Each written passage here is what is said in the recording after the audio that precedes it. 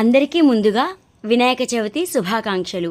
నేను ఇప్పుడైతే వినాయకుడికి ఎంతో ఇష్టమైన కుడుములు చేస్తున్నాను. అవే ఉండ్రాళ్ళని కూడా అంటారు. వాటినైతే మేము బియ్యపు రవ్వతో చేస్తాము.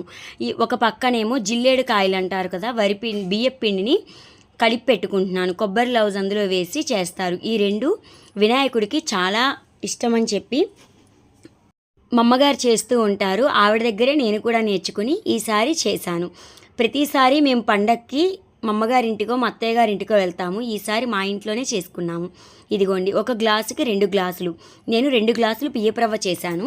4 గ్లాసులు నీళ్లు, కొంచెం శనగపప్పు, జీలకర్ర, ఉప్పు వేసి బాగా మసిలాక అందులో బియ్యపు రవ్వ వేసి మూత పెట్టి ఉడకనివ్వాలి. ఇలా దగ్గరగా అయిపోయాక కాసేపు మూత ఉంచి ఉమ్మగిల్లనిస్తే మనకి ఉండ్రాళ్ళు చేసుకోవడానికి పిండి రెడీ అయిపోతుంది.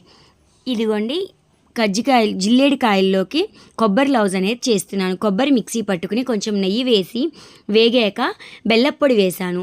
నేను ఈసారి ఆర్గానిక్ బెల్లప్పొడి తీసుకువచ్చాను. బెల్లం అనేది కరగడానికి టైం పడుతుందని చెప్పి ఇది ఆరోగ్యానికి మంచిది, మరియు మనకి వంట కూడా త్వరగా అయిపోతుంది. దీనివల్ల టేస్ట్ కూడా చాలా బాగా వచ్చింది. మనం హడావిడిగా చేసుకునేటప్పుడు ప్రసాదాలకి వాటికి ఇలాగ బెల్లప్పొడి వాడుకుంటే కనుక మనకి ఈజీగా అయిపోతుంది. ఈ కొబ్బరి లౌజ్ అంతా తయారయ్యాక వీడియో క్లిప్ చేయడం మర్చిపోయాను హడావిడిలో.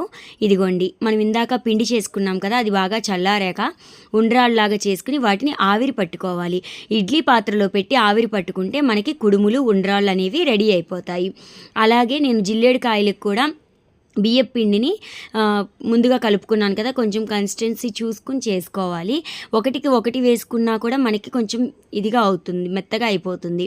దాన్ని బట్టి మనం పిండి కలుపుకోవాలి. ఇలాగా కొబ్బరి లౌజ్ అనేది అందులో పెట్టి వీటిని కూడా ఆవిరి పెట్టి స్వామివారికి నివేదన చేయాలి. మా పూజ అయితే అయిపోయింది. మీరందరూ కూడా ఎలా చేసుకున్నారో కామెంట్ సెక్షన్లో చెప్పండి. మీరు ఏ ప్రసాదం పెట్టారో కూడా చెప్పండి. ఇదిగోండి, నేను మా పిల్లలు అయితే వినాయకుడిని తయారు చేసాం పసుపుతో. ఆ వీడియో కూడా అప్లోడ్ చేస్తాను. Thank you for watching.